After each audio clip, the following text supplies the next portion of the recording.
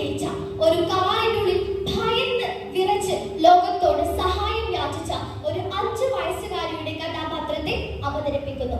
അവളുടെ പേര് ഹിന്ദ് രജബ്. അവൾ ഫോണിലൂടെ സംസാരിച്ചത് വെറുമൊരു രക്ഷാപ്രവർത്തകരോടായിരുന്നില്ല, മറിച്ച് ലോകം മുഴുവൻ കേൾക്കണമെന്ന് ആഗ്രഹിച്ച ഒരു കുഞ്ഞിന്റെ അവസാന യാചനയോടായിരിക്കാം.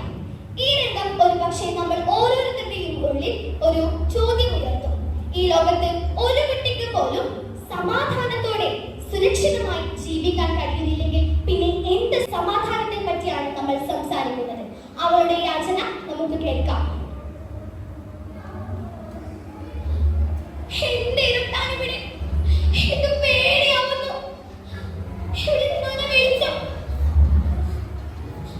ഹലോ, ഇവിടെ